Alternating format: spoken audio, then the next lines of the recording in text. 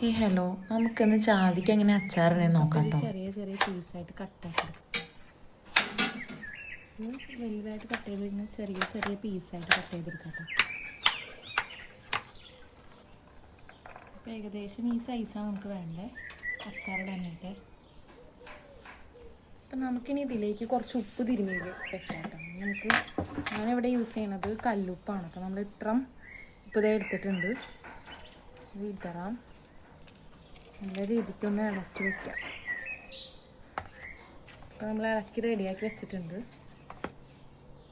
അപ്പോൾ നമുക്ക് അച്ചാറുണ്ടാക്കാനായിട്ട് ഗ്യാസ് ഓണാക്കിയിട്ട് ചട്ടി വെച്ചിട്ടുണ്ട്. ഇതിപ്പോൾ ഏകദേശം ചൂടായി. നമുക്കിതിലേക്ക് ഈ കുറച്ച് വെളിച്ചെണ്ണയും നമുക്ക് എണ്ണയും കൂടി ഒരുമിച്ച് ഇടാക്കാം. എണ്ണ കുറച്ച് മതി കേട്ടോ. ഇതിനി ചൂടാകുമ്പോൾ കടുക് പൊട്ടിക്കാം. നമുക്കിതിലേക്ക് ഒരു കുറച്ച് കടുക് പൊട്ടിക്കാം. ചൂടായിട്ടുണ്ട്, അത് പൊട്ടട്ടെ. അപ്പോൾ കടുക് പൊട്ടിക്കഴിഞ്ഞാൽ നമുക്കിനി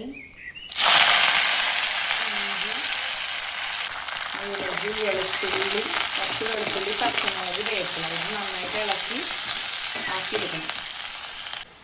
ഇതിപ്പോൾ ഏകദേശം ആയി വന്നുണ്ട്. അപ്പം നമുക്ക് നല്ലൊരു ജിഞ്ചർ ഗാർലിക് പേസ്റ്റിൻ്റെ ഒക്കെ ഒരു നല്ലൊരു അടിപൊളി മണം ഫീൽ ചെയ്യും. അപ്പോൾ ഇതിപ്പോൾ ആയിട്ടുണ്ട്. നമുക്കിനി ഇതിലേക്ക് ലേശം മഞ്ഞൾപ്പൊടി, മുളക് പൊടി, പിന്നെ അച്ചാർ പൊടി നല്ല രീതിക്ക് ഇട്ട് ഇളക്കാം. നമുക്ക് ഇനി ഇതിലേക്ക് നമ്മുടെ ജാതിക്ക ഇടാം.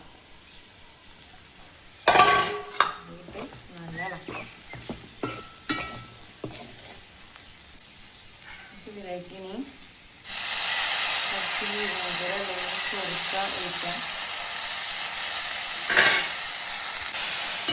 നല്ല ഇളക്കി കൊടുക്കാം. ഉപ്പ് നമ്മൾ നേരത്തെ ഇട്ടുകൊണ്ട് ഉപ്പ് നോക്കിയിട്ട് കുറച്ചുകൂടി വേണമെന്നുണ്ടെങ്കിൽ ആഡ് ചെയ്യാം.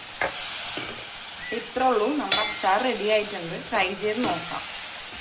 ജാതിക്ക അച്ചാർ ഇടോ എന്ന് ചോദിക്കണ ചിലവരുണ്ടാവും. കാരണം ഞാൻ തരുന്ന കാര്യം പറഞ്ഞപ്പോൾ എൻ്റെ ഒരു ഫ്രണ്ട് ചോദിച്ചത് ഇടോന്ന്.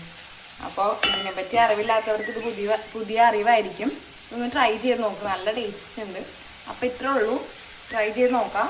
നമ്മുടെ വീഡിയോ ഇഷ്ടപ്പെട്ടാൽ സബ്സ്ക്രൈബ് ചെയ്യുക, ലൈക്ക് ചെയ്യുക, ഷെയർ ചെയ്യുക. Bye bye.